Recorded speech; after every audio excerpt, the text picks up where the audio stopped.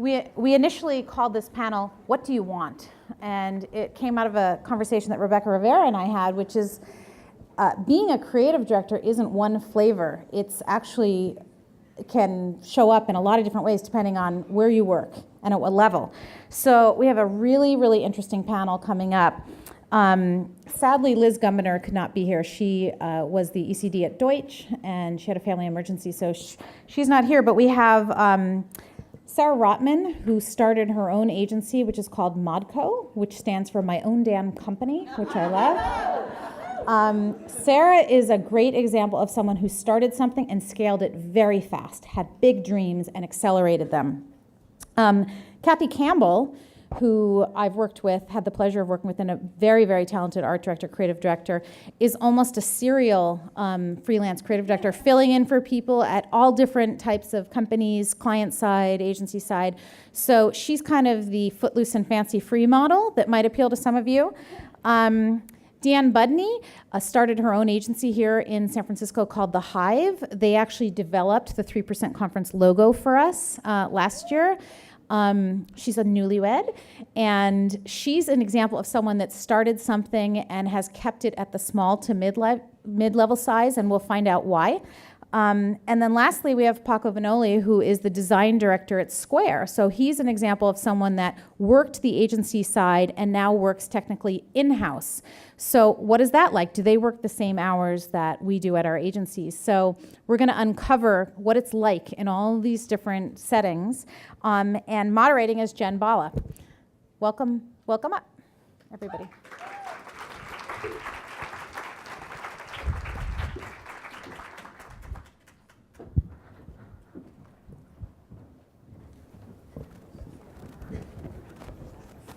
Hello, welcome to our panel. So it is titled Maker, Manager, Creative, Goddess, or God. We want to represent all possibilities here. And thank you for the introduction from Kat. So we are talking a little bit, taking it down out of theory and taking it down to really the nuts and bolts of, okay, you want to be a creative director, you want to put yourself forward and take the leadership.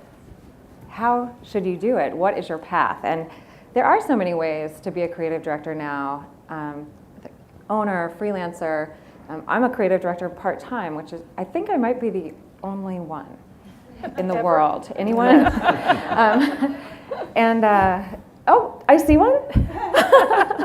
And we also have, of course, going client side. So when we started doing our background work for this panel, we were talking together about, what are those options? You can continue to beat your head against your agency ceiling, maybe you'll get group CD or ECD, maybe.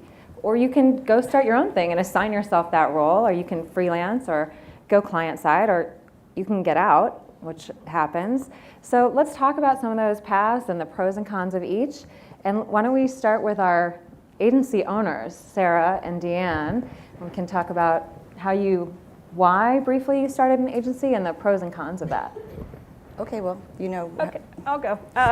So I started The Hive about 10 years ago, and I was really responding to the glass ceiling in some ways. I think that a lot of what Cindy said was true in the agencies I had worked at. I had worked at very big agencies, and I wanted to have some control of my future. And so the pros of owning an agency are you really have control. You no longer you can choose the people you work with. You can find the people that are smart or culturally aligned with you. You can fire a client if they're being a jerk, and you don't have to keep working for them. We have all had that experience. So there's a lot that goes into it that makes it attractive, and especially when you hit that glass ceiling. I know there are a lot of women that I worked with that were like, God, I wish I could go out on my own. I wish I could go out on my own. And as I sit in this conference, I think, oh gosh, maybe I should have fought harder inside the system, but regardless. When you go out on your own, though, there are a couple of things that become very difficult. And one is that you give up your salary, your nice cushy salary, and for creative director position. Yeah, and your creative director position, and you're now doing everyone's job at the agency for a while, and you have to cut your shoe budget completely in half, or maybe even worse. And the thing that I think you give up the most that you don't realize, because you think you're going to get freedom, is you get less freedom, I think. Because you really, when it's your own agency, you really have a much harder time balancing life and work. And so your business becomes your baby. And unless it's a lifestyle business, you really don't, and you really want to be a player, you really have to keep up long hours. So that's why I started The Hive and some of the strengths and weaknesses of owning your own agency as a start. And I hope you have a completely different experience. I did. I agree. Listen, I always say when people say, well, why, when you start your own company, you have all your own free time. I was like, well, I'm free to work 24 hours a day now. And, so my experience is not dissimilar. I think the challenge I honestly have in this whole venue is one, on the one hand, I really want to promote women having success in our industry, and I'm very conflicted about even recognizing that there should or is a difference. I never really thought about the glass ceiling. I had large creative director positions at Sony Music, at Saatchi & Saatchi, at BMG. I ran departments, and I never once thought about gender. Having said that, yes, of course I experienced gender inequity throughout every stage of my career, and as a business owner, I've had clients actually pat me on the head. I've had people say, wow, for that money I could hire a real agency. So it's certainly the challenges that women face aren't going to disappear, but I think the way that I've combated that both in the agency side and when I went out on my own was simply to be better, stronger, faster, and to never recognize the difference. And I think when you own your own agency, that frustration of what is a glass ceiling or being patted on the head, doesn't go away. But again, I agree with your sentiments. The trials and triumphs are your own. For me, that was a much better way of working. When I was at Saatchi, I'm very grateful to have had that experience, and I worked 90 and 100-hour weeks just like everybody else. But I still work those weeks. But now, yes, you can fire jackass clients. You can bring on the people that you want to bring on. But you also have to fire people you really care about when a client walks out the door for no good reason. You never go on vacation fully, ever. And for most good creative directors, that's true whether you are owning your own company or you're on an agency side. So I think that, the net is if you want to be successful in this career or any other, you have to love the work, and you have to love it every day, all day, every day. And balance has to come from being happy in the work that you're doing rather than spending time sometimes on work and sometimes on other things. For me, that's been the answer. And as a result, it's made my business successful because I'm very happy doing it. So. Well, let's hear also from Paco, because you have been an agency owner. You started your own studio, but then you did ultimately go back client side. So maybe you can talk about your decision and how that's been. Yeah, I've had in some ways, incredibly lucky. I came up during the first .com boom, where I came into the advertising industry as a junior designer, and because it was so new, within 2 years I was creative director.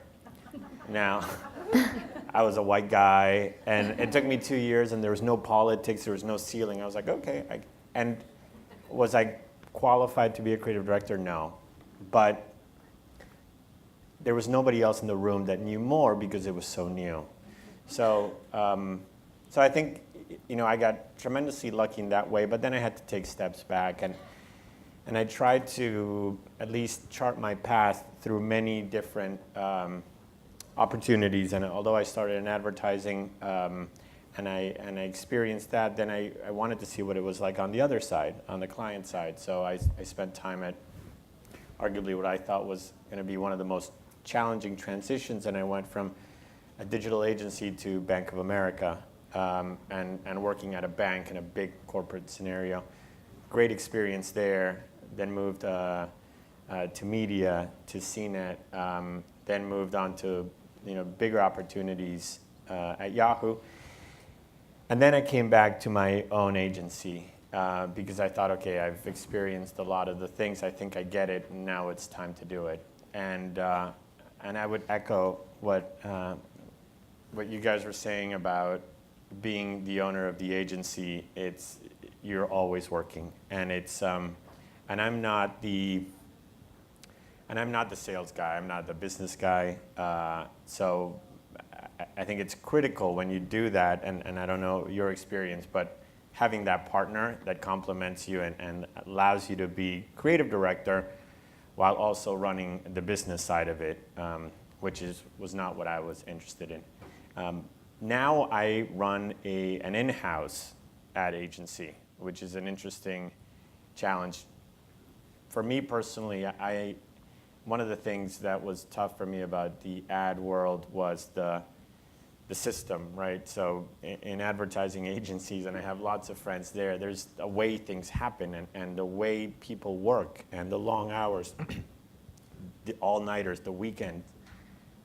And I always would say to my friends, you spent 2 months working every weekend, and the car comes on the TV in slow motion, and then it says Chevy at the end. I'm like, did it really take? So I said, I'd rather do it a different way. And I work it in a different system. Certainly, the challenges are the same. The work is hard inside clients. But the in-house agency seems to not have the culture of advertising, which was confusing to me for a long time. Okay, well let's hear from Kathy as well, our serial freelancer. Right. Footloose and fancy free. I love that cat. Thank you for that. When I was meeting Kathy by phone before we came up here, she said something funny, which was, if you work in an agency, you have the illusion of security, and if you freelance, you have the illusion of freedom. So maybe you could talk about that a little bit. Well, I completely echo what Sarah and Deanne said about, footloose and fancy free. You just get to pick your clients, and you pick when you work, and you basically set your own schedule, and you're a freelancer, which of course you never do because you get the phone call on Friday night, and the pitch is Wednesday morning, and you're winning the account, you're saving the account, or you're providing a lot of wallpaper for, the conference room. So that's really challenging just in terms of managing your time and managing the expectation of clients that hire you. The unpredictability is really tough, and I think, as you were both saying too, you live your work, and it's these permeable boundaries that your life becomes your work. But the good side of that is I get to be home, and I have an 8-year-old daughter, and I get to spend time with her. And on any given Wednesday, I get to be at her gymnastics practice, and she gets to see me, which I love, modeling being a working mom. And I have a lot of great friends that are terrific at what they do, and they come home for an hour every evening, tuck their kid in bed, and then they're off at work, and their child never sees them working, and they never see what they do. So it's really great for me, and it's a real priority for me to be with my daughter and be able to manage my freelance life and see my daughter at the same time and actually have some time, when she's 8. Everyone always says the time goes by so fast. So what's the downside of that is when I think it was 2nd grade, all the kids in her class were talking about, for Mother's Day, they wrote, what mommy's good at. Mommy's good at making cookies was one. Mommy's good at putting Band-Aids on my boo-boos. Mommy's good at hugs. And mine, with a photograph, or with a picture illustrated perfectly, is mommy's good at working at the computer. So there are trade-offs of that too, but kind of echoing what Sarah and Deanne said as well, in terms of what I love about what I do, and when I get the opportunity, is being able to hire people and work with people that I choose. And I love that. So I get to work with the amazing copywriter that I partner with. And I actually just completed, I shot last week, and I directed my first spot, so it's very exciting. And talk about, some gender inequity there, female directors. There's very few, so I don't know if there's any in the crowd, but yahoo! And I got to hire, my DP was a woman, my producer was a woman, my AC was a woman. So we had probably 70% of the crew were women. And it wasn't because they were women that I hired them, it was because they were good. So this idea that I got to create this whole agency and deliver this product to my client that was created and produced by this dream team of women was really exciting for me. So in terms of micro actions, You know, when I get the opportunity to hire someone that's a woman, and of course she's good because we only hire good people, that to me is a huge pro in what I do as well. And then one of the best things is working from home, and I live on the coast, and the inspiration that I draw every single day from, you know, being on the coast and living on the coast, and I think there's no creative challenge that saltwater can't find an answer to. So I spend a lot of time going out to the beach and running and, you know, playing on the beach. So that fuels me creatively. And oftentimes when you're in a more corporate situation, you can't get that inspiration. And we all know as creative people, to get that is really, really vital to feed us. So my creative fuel, just in terms of the diverse projects I work on, the different people, the different clients, and just the different environments I get to work in is huge. So I can't help but notice that I am the only fool still working for an agency here. Is this sort of the reflection of who the hell would want to do that, as Cindy said this morning? Did you reach a point where you just felt like agency culture was not sustainable in your life? What's the deal? For me personally, it was, and I've talked about this often in my career, I think you're hardwired an agency person, you know, a team member or a team leader, you know, and you can be a leader within an agency, but there are people who want to work for people and people who absolutely can't stand it. From the very first minute of my career, I was clearly in the I can't stand working for somebody else. I don't mind 1,000 hours a week, I don't mind doing everything, but I just bristled if I thought somebody was wrong. Which is okay if it's your client, because you can do it over the phone, you can mask it for a minute, but if it is your boss, they soon come to know that you think they're an idiot. So it doesn't matter what you say that's appropriate or politically correct, they're like, you know, the look on your face says you're thinking something different. And for me, it was impossible. And I just couldn't suffer fools that way. And they weren't fools. I mean, I worked for some incredibly wonderful people, and I definitely had mentors, especially at Sony Music, that I admired and I owe an enormous debt of gratitude to. But as I got more senior and was able to handle projects more, and everyone on this panel will understand this, especially you still working the agency side, you know, the Saturday morning call from your creative director who hadn't bothered to look at the layouts that you gave them on Monday for your Monday presentation because they were at a conference and they're like, oh, I hate it. And anyway, it's due Monday, so if you could just meet me there on Sunday morning, we'll work on it together. And this happened to me 54 weeks in a row. And I thought, you know what?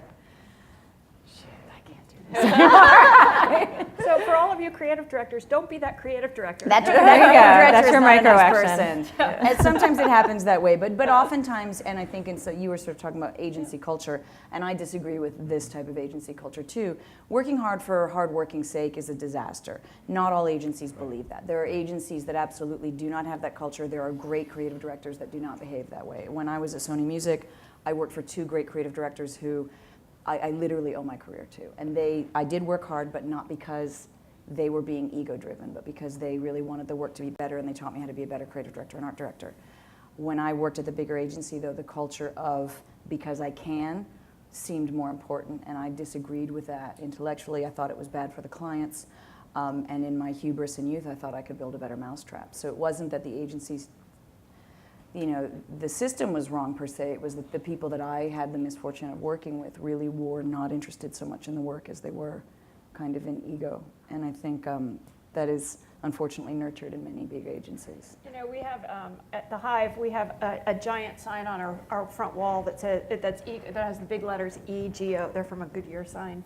And we always say, leave your big ego at the door. And I don't want to make this about gender, but it does feel like the culture of business, which has come from on the male. I worked for women always. Mm-hmm. But maybe part of that culture came through, because I felt like in big agency culture that was often the case, and I've worked so hard to not make it the case now. No, I agree. Interestingly, because I can see how that experience would feel that way, but all of the people that were behaved this way in my world have been from women. Yeah. Okay. So I think it's an agency issue, not a gender issue. Yeah.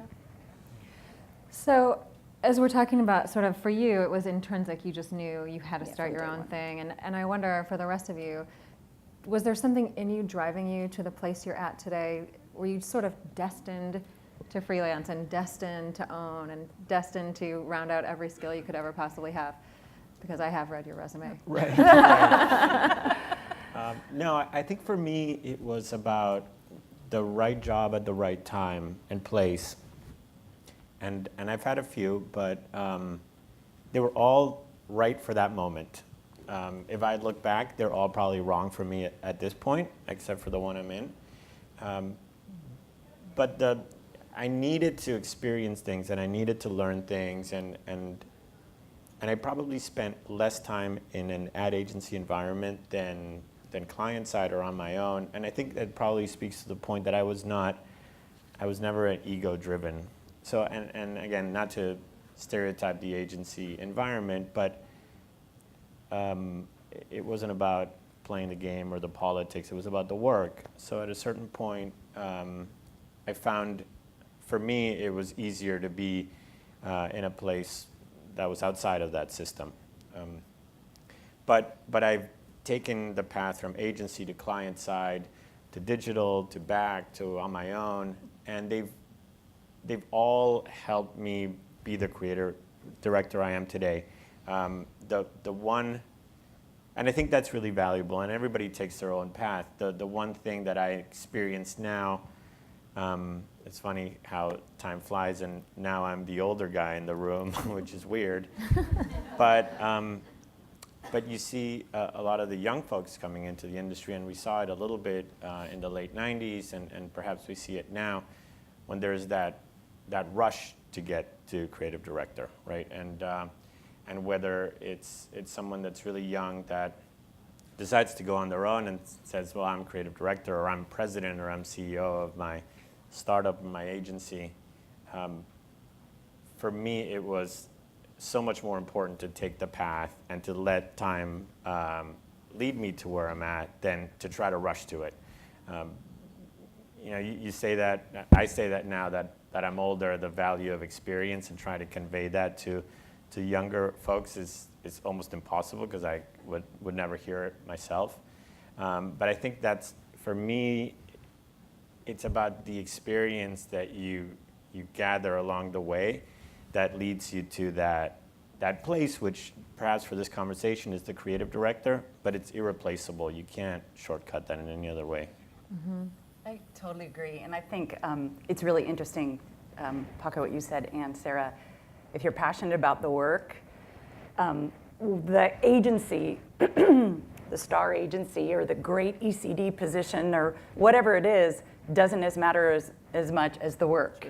And where you go, and whether you have to go to this other job that isn't as glamorous or exciting, it's about the work. And if you have passion for the work, that'll take you where you need to be. You become successful no matter what. Exactly, exactly. And I felt like the reason I left agencies were I was always caring so much about the work. Sure. And there's a certain point at which you have to make concessions, and that mediocrity comes slinking in from the side. But we can't do that. And I think when you're young and crazy, then you can be that sort of a way. And the more you get up into the hierarchy, you have to nod and say, the client does want it this way, but it makes the work worse. We can't make the work worse, So this idea of being really passionate and being a very senior executive at a certain type of company. I mean, I think there are some agencies where you can still have that raging passion for good work, and you can be, the CCO.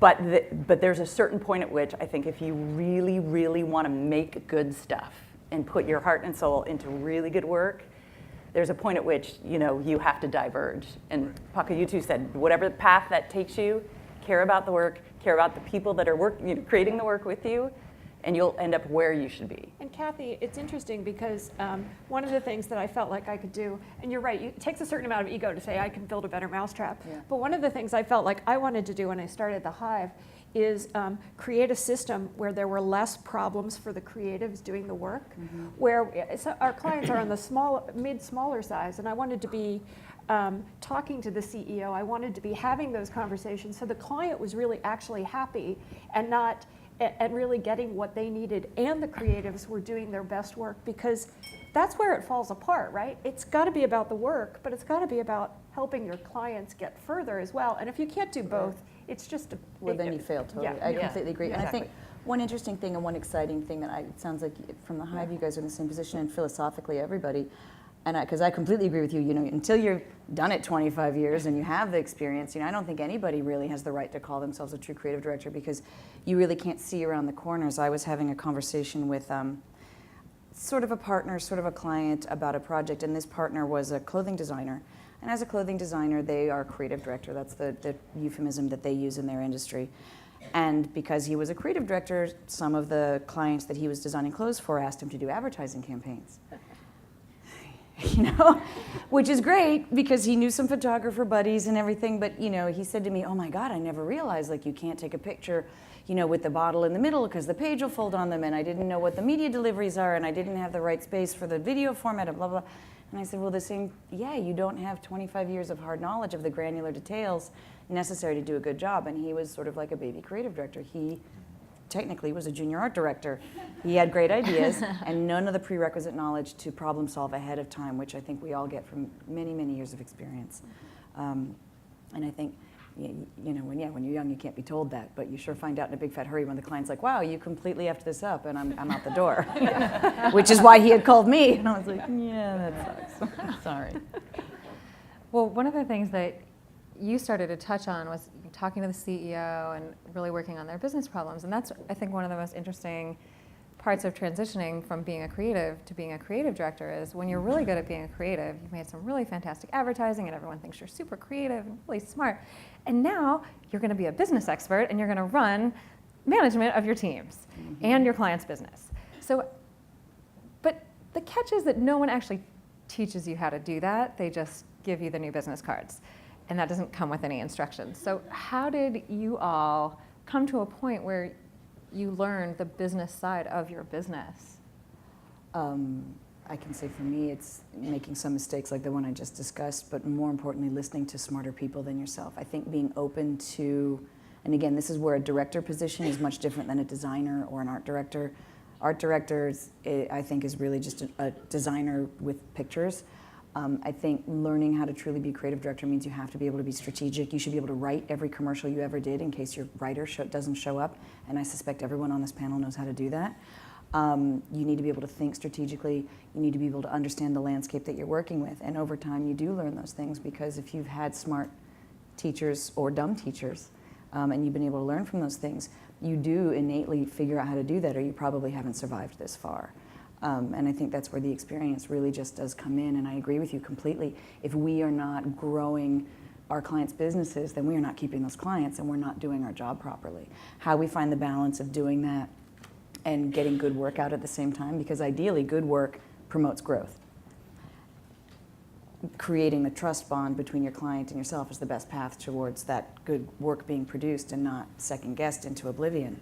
But that really comes from having measured success along the way, and I think the best way to do that is to find some people smarter than you and open up your big ears and shut your big mouth and let them teach you important lessons, because it's hard to do. I mean, I would second that, because the one thing that I think is most important in this role is understanding what every other player in the team does. So early on, for me, it was learning about, if it was digital, what the engineers did, what the media planners did, what the photographer did. Not necessarily to become an expert, but to be able to have a conversation, understand their issues, and as the creative leader, be able to wrangle this team, right? But at Square, what we do is we try to have like these master classes where I'll take somebody on the imaging team, and nobody knows what the imagers do, so we have them speak and show and actually work on a photograph or something, just so they can learn a little bit, appreciate it, but holistically understand the process of creating an ad, everything that goes into it. As a leader, I think if you don't know what everybody on your team is doing, there's no way that you can lead them. You always fall short. I think some of that comes to agency culture. You have to create a business where your younger people are sitting in the client meetings. They're not back at the office looking for their one-page brief. They're in the strategy conversations. Because you do, as a creative, you do want to learn everyone else's business. You want to understand the media plan, so when you come up with a long copy idea and it turns out that their billboards are the only things that are in the media plan, you're not screwed. So I think that it's some at some point it's in the agency culture's responsibility to do that. And if you are in an agency culture that doesn't do that, I looked in people's trash cans. I bothered the account people for decks that the client had given them that were strategy decks like this.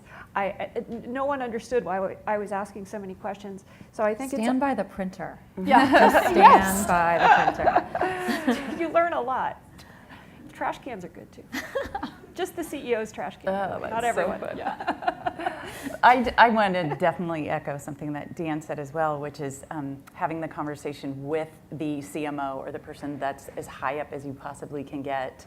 And some of it is so instinctive, and you get into this corporate structure of all these marketing briefs and like Excel spreadsheets to talk about the creative. I mean, there's such a disconnect for me where you have these tabbed pages of Excel about the emotional trigger and just all these, if you can get to somebody and talk about their business problem, talk about their communications objectives, talk about that, and not go, oh, here's what I want, deliver that to me, but help them figure it out. And it is, guess what? You don't need billboards. After all, that's not what you need. You need a long copy ad, or helping them to figure out their business problem and helping them.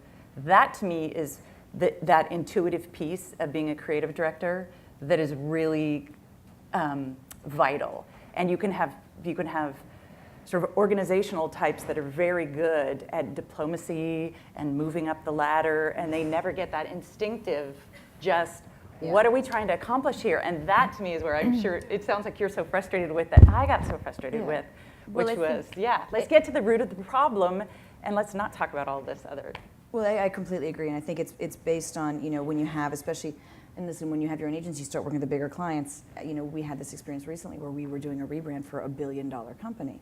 All of a sudden, there's a lot of middle managers who were fear-based. Yes. And it was the first time in Modco's long history that I thought, oh God, this feels like Saatchi,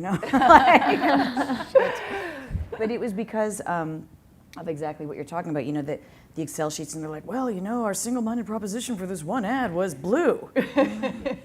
But why?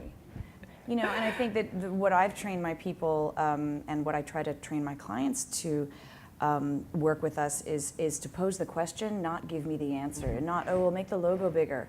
Well, what are you trying to solve by that change you've just requested? And when I train my people to also ask the question and then provide an answer, they become independent thinkers, and they're on the road to becoming creative directors. If I simply say, oh, you know what, Chad, that looks, I think the logo should be bigger, it should be red, or, move the type to here, or can we have something with a little bit more youth? He has no idea why I made those changes based on my 25 years of experience. But if I can ask him to pose the question himself, like what is he trying to solve? If I tell him what I'm trying to solve with the suggestions I'm making, then he becomes an independent thinker. And when you have clients that you remind gently, hey, listen, pose the question and let my agency come back with 8 different answers that may solve the problem that you have, then we cut out a lot of that mediocrity. And the issue is their middle management and their younger team members have not been taught to think independently, so they're just marching with orders. Exactly. And so, but I find that if you can gently train them, then we end up creating better work across the board. And that's a really good tip as a creative director that I learned from some smart people in my history. Kat gave me a very good example of this where you're a lampshade seller and somebody comes with you, their old battered lampshade. And they go, I need a new one of these lampshades. And she goes, bring me the lamp. Bring me the lamp. I'll help you get the right shade if you bring me the lamp. So I've always remembered that example. I think that's so great. Don't bring me the old battered lampshade that you're trying to repair. Bring me the lamp. Yeah. Well, really quickly, and then we'll take some questions from the floor. What happens after you achieve this level? Now you're a creative director, an agency owner. How do you set personal career goals going forward once you've gotten to where we all ostensibly want to go? Well, I think when you open your own agency, or whatever your career goals are actually, you have to think 10 years in advance, or maybe more. It's hard to age in advertising. I think it's a really ageist industry, and I think it's a very clear career path to age 40. And then after age 40, oof. Yeah, it's over. I used to say that I was going to keep my gray hair till I was 40, and then I was going to dye it brown, so that I always looked perpetually 40. But then I got more confident, so I've kept the gray hair.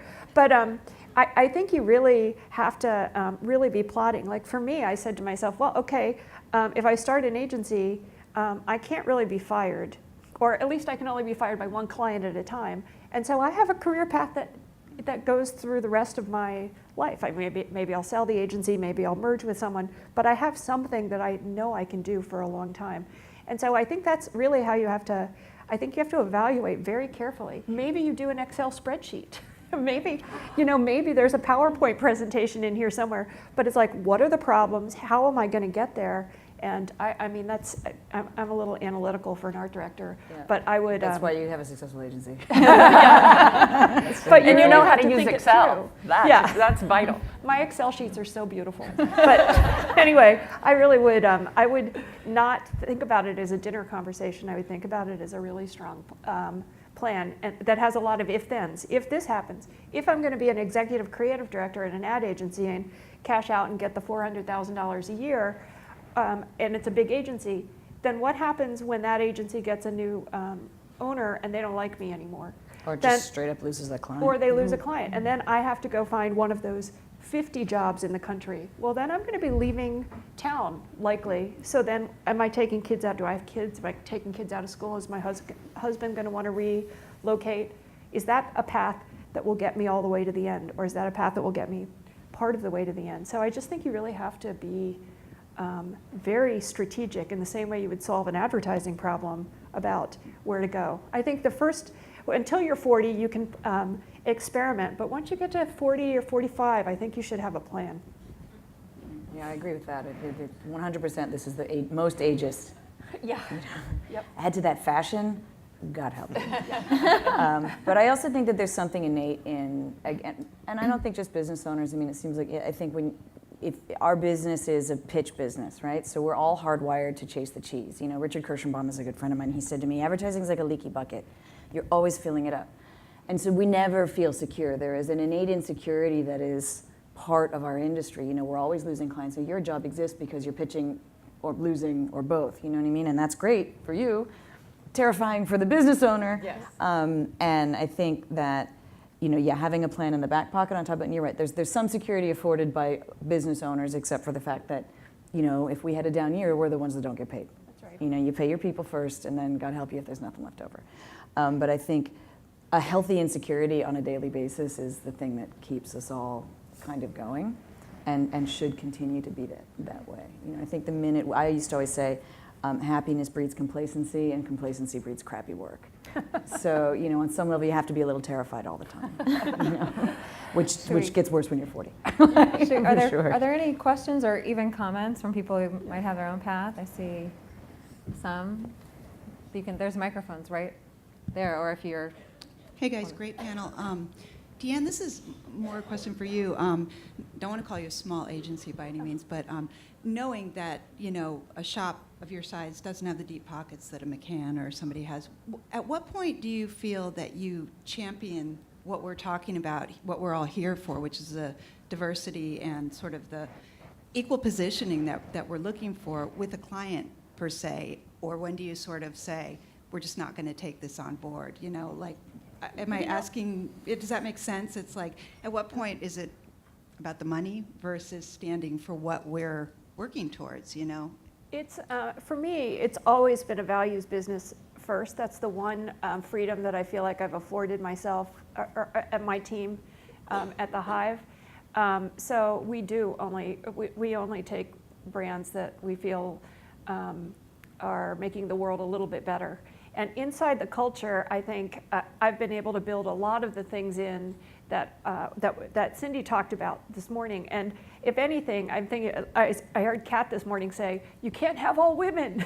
And I have a problem where I try and hire men. It's harder for me to hire qualified men or find qualified men. So we are 70, 80% women. We are managing women who have made different lifestyle choices, who are moms and take their Fridays off. We're trying to build all of those things into our culture, even at the cost of profit.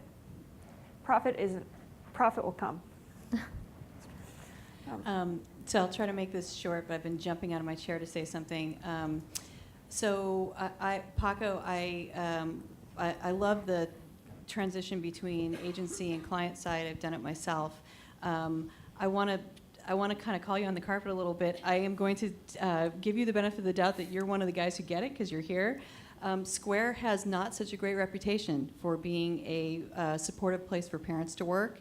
I have a white male bald friend who is a brilliant UX designer who recently interviewed there and said that when he mentioned that he has 2 young boys, the very young programmer responded with, we work really hard here.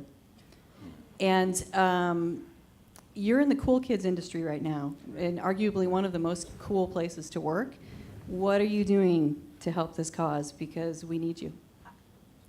Yeah, so I have 2 little kids, 4 and 5, and they, as those that have kids know, they take up a ton of time, and it breaks your heart when your kid says, "Daddy works on the computer." This morning, one of them says to me, "Daddy, you have to go work on the computer." And I'm like, oh. So I am the guy at Square that has the 2 kids, and certainly there's folks like that. I understand when I take that job that it's a startup and it's a sacrifice that I make. But I don't know if I would make a blanket statement like that. I have the ability to go whenever. We have unlimited vacation. We have a tremendous policy for paternity leave. We have a lot of things in place, and I'm not the HR spokesperson, but I think culturally we work really hard, but we really try to put those systems in place to make sure that work-life balance is there. I can speak to other companies, much bigger ones that I've worked at before, where that wasn't the case, and I had to take it upon myself. So I was at one of these giant internet companies that didn't have paternity leave. And one of my guys had a baby, and I said, just go, I won't tell. And I don't know if that's and he took a month off, and we covered for him, and HR never knew about it. So maybe that's not a good example. That's unbelievable. I couldn't imagine that. But I have to say, I'd like to defend Paco a little bit. I mean, I think it is very challenging unless you are running a business and you are paying for 40 employees to have good lives, to have somebody come in and interview and say, I'm only half interested in this job because I'm a parent, which is what you just told me. And I think that certainly a balance is appropriate, but if an employee or potential employee comes in and their priority is not the business, it's very hard for a business owner to embrace that. I agree, we've had circumstances at my company as well where there's been emergencies or family emergencies, and we have absolutely embraced that employee and cared for that employee and covered for that employee. I had one who had ill parents, and he basically worked not at all for 6 months while his parents received a full-time salary. I had another young woman who had lymphoma, and she received her full-time salary, even though it wasn't legally required, for the 4 months she had chemo. All of us do those kind of things, but you have to understand when you are asking for a position, especially at a smaller company in an agency world that is very demanding and clients are not giving us that break, it is hard to embrace. And it's a very huge challenge for women. But if the expectation is that we are immediately upon walking in the door, being viewed with an expectation that our job is only half as interesting to us as the rest of our balanced life, we're already marginalizing ourselves. And this is probably not going to be a very popular statement in this conference. I am for women succeeding and having a much broader role than 3% in this industry. But as a business owner, when I have women come in and the first thing out of their mouth is I have a family and I'm going to be out the door at 3 o'clock on Fridays, it is very hard for me to give that person a huge role of authority because they simply aren't available. And I don't know what the answer to that is, but I think perhaps expecting an employer just to say, okay, no problem, is not it. I totally agree, but I do think if you are good, if you are not good and you want to be out the door at 3 o'clock on a Friday, that's one issue. If you are good and you have issues of work-life balance that can be negotiated and you can be available in other times, Absolutely. to me, good always wins. Sure. So if you're talented, you win. 100%. And I think the more we can foster that, be good, be passionate, care about the work, and guess what? It isn't about just racking up time, because that's what our industry's about. Absolutely. You just have to be. That to me is where we need to be. No, I agree. I So- mean, we recently hired a very senior account supervisor. We have to Sorry, wrap up. yeah, okay. Oh, sorry. We're about Are to we be over? pushed backward. Oh, sorry. So hopefully you guys can mingle at the break. And We'll mingle. those of you who have questions can You attack guys, them. thank you. That was awesome. And people that have questions, look for the panelists.